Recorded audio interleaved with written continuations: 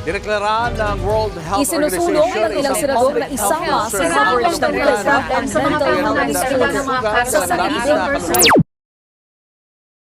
Hope you find some peace of mind. Tell me, Okay ka lang? Okay ra ka? okay ka di? Ikaw kay okay ba? Ox lang ba si Saf? Ox ka lang bro? Isang killer smell naman dyan, Lods. Ang pagtulong ay nagsisimula sa puso, hindi sa titulo. Sa simpleng paraan mo, gamit ang sarili mong salita at tamang pagtatanong, maaari kang maging sandalan ng isang taong nangangailangan.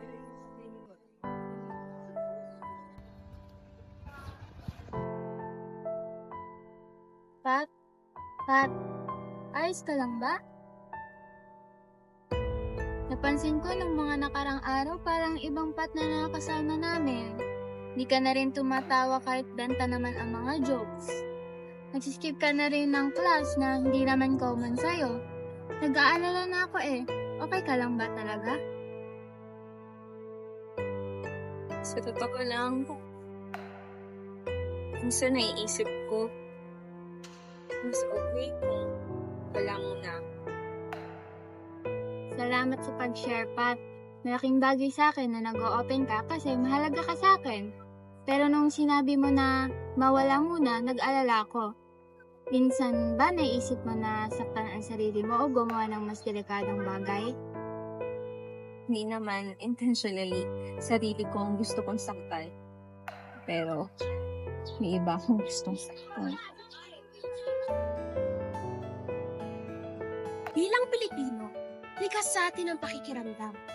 Ang kakahiyang maramdaman at mapansin ang mga pagbabago sa mga damdamin o gawin ng ating kapwa. Dahil minsan, what we don't say is louder than our words. We just need to hear that.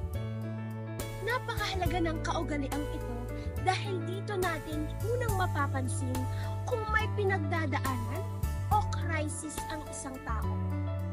Kung bulag ka sa mga palatandaan, paano mo matutulungan? Ngunit higit sa lahat, ang pinakamahalagang tanong, may panganib ba sa kanilang buhay o sa iba? Gawin ito sa tamang panahon at lugar kung saan sila komportable magsabi ng totoo upang masuri kung may banta ng pagpapakamatay, pananakit sa sarili, o kapos. Hanggang buntis ako. At ayoko. Hindi ko talaga alam ang gagawin ko ngayon. Salamat, Pat.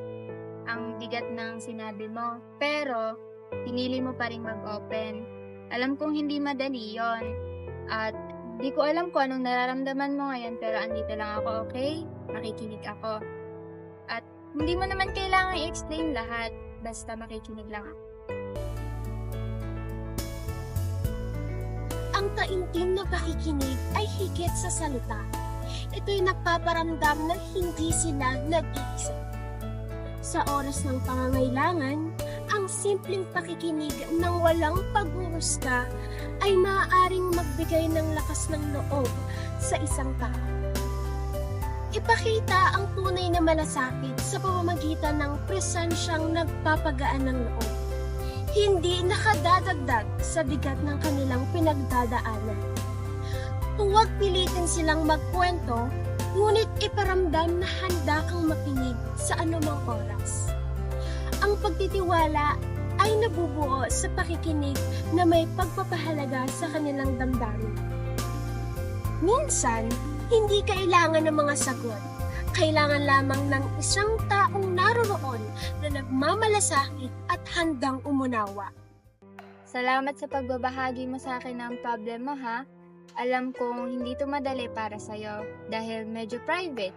Itong pag-share mo sa akin, ibig sabihin lang na matapang kang tao.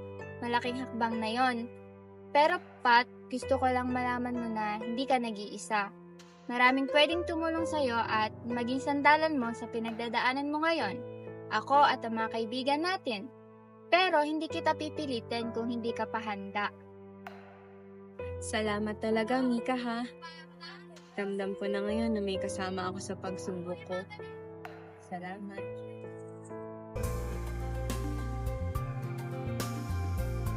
Sa simpleng pagdamay at pagpapakita ng tunay na malasakit ay maaaring magbigay ng lakas ng loob.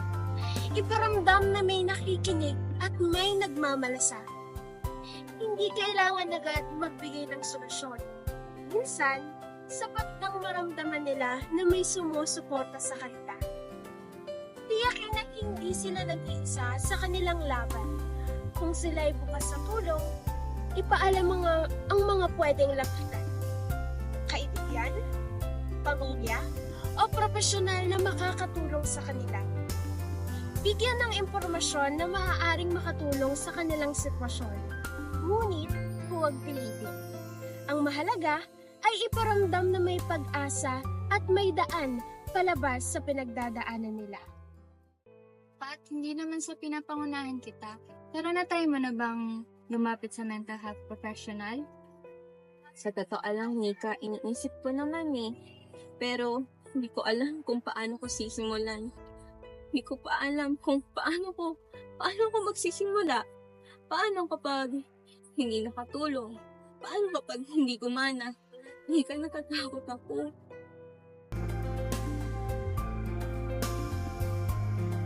Ipakita na handa kang tumulong at maging isang tulay. Maaaring sa paghahanap ng tamang serbisyo, pagsama sa pag-uusap, o simpleng pagpaparamdam na hindi sila mag-isa sa proseso. Maraming tao ang nag-aatubling humingi ng tulong dahil sa takot sa panghuhusga. Hindi ka mahina. Asking for help is strength. Ipaalam sa kanila na may mga profesional na maaaring tumulong. Mga therapist, doktor, tagapayo na may kaalaman sa ganitong mga sitwasyon. Ibigay ang impormasyon ng may pag-unawa, hindi sa pilitan. Sa dami ng mga bumabagabag sa'yo ngayon, gusto ko lang ipaalala na merong mga bagay na kaya mong gawin para alagaan ang sarili mo, yung kahit paunti-unti lang. Parang, hindi ko pa rin alam kung saan ako magsisimula. Parang, gulo pa rin. Normal lang na naguguluhan ka. Hindi naman kailangan na ayusin mo lahat agad, pero may mga simpleng bagay na pwedeng makatulong. Mga bagay na hawak mo pa rin. Example, kapag sobrang bigat na ng nararamdaman mo, pwede ka magsulat kahit ilan lang about sa nararamdaman mo. Pero, paano kapag hindi ko pa rin kayang magsabi sa iba? Okay lang. Ang importante ngayon, alam mo na may pwede kang lapitan kapag handa ka na.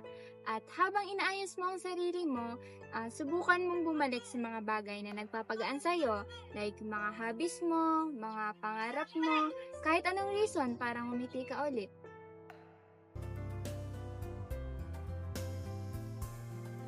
Ang pagpapanumbalik ng tiwala sa sarili at pag-asa ay mahalagang bahagi ng proseso.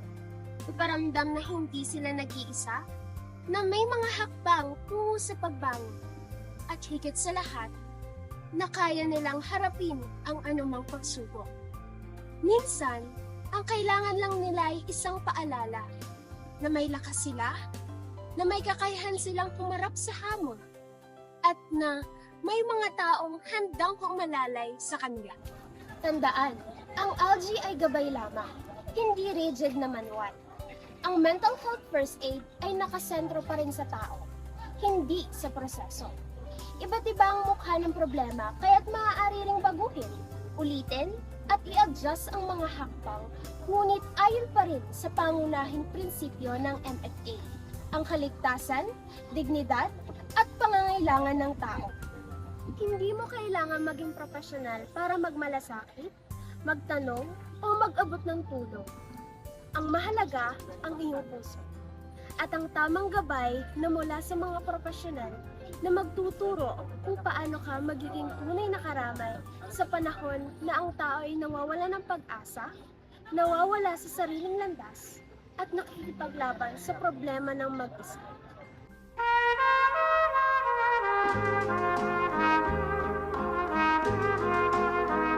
Tara, usad tayo. Ano, G? G